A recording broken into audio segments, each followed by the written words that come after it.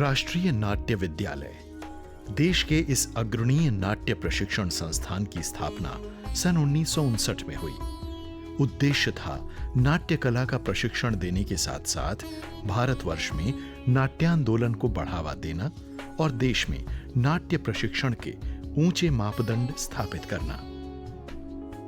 54 वर्षों के अपने कार्यकाल में विद्यालय इन उद्देश्यों को प्राप्त करने में सफल रहा है और आज राष्ट्रीय व अंतर्राष्ट्रीय स्तर पर इसकी पहचान एक बहुमुखी रंग प्रशिक्षण केंद्र के रूप में स्थापित हो चुकी है।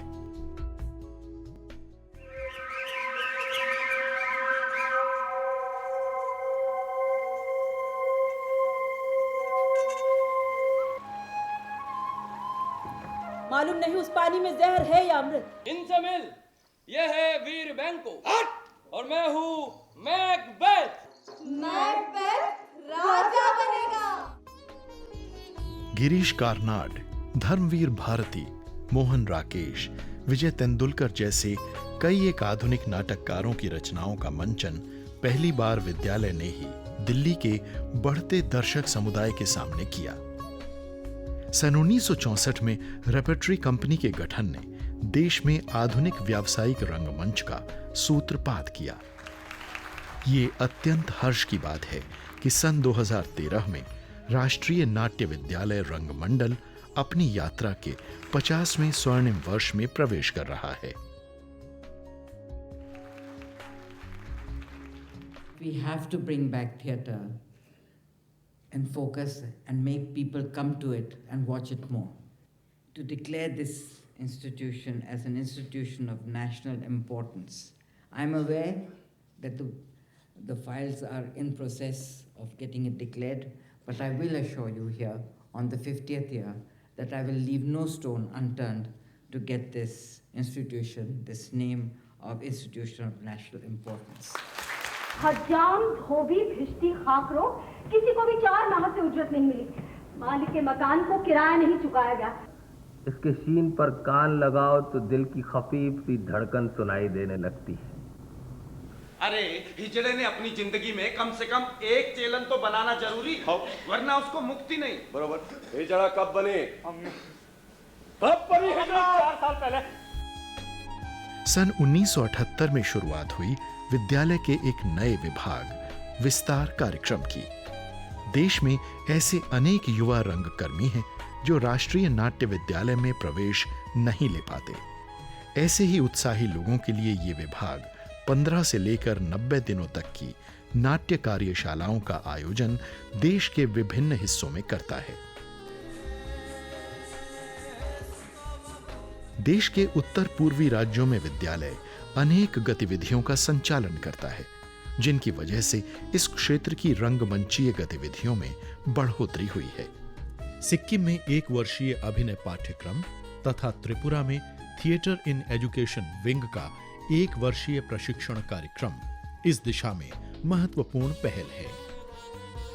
नागालैंड, मिजोरम, मेघालय जैसे प्रांतों में जहां पहले रंगमंच नहीं के बराबर था, अब वहां के युवा भी रंगकर्म के क्षेत्र में सक्रिय हो गए हैं।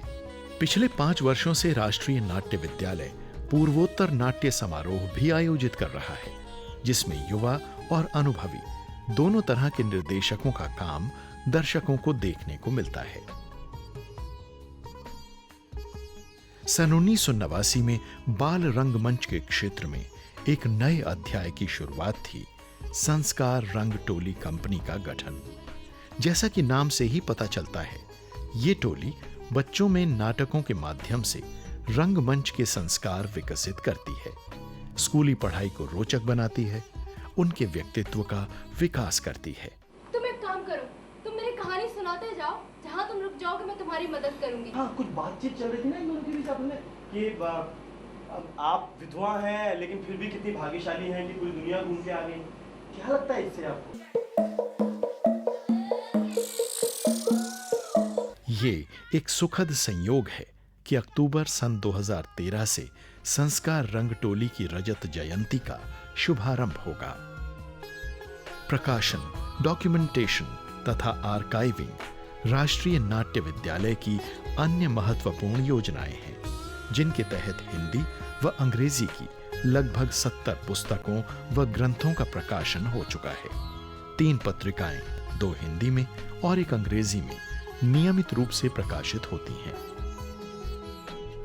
सन 1999 में भारत की आजादी की स्वर्ण जयंती के उपलक्ष्य में शुरू किया गया भारत रंग महोत्सव अब देश का सबसे महत्वपूर्ण और एशिया का सबसे बड़ा नाट्य समारोह बन गया है।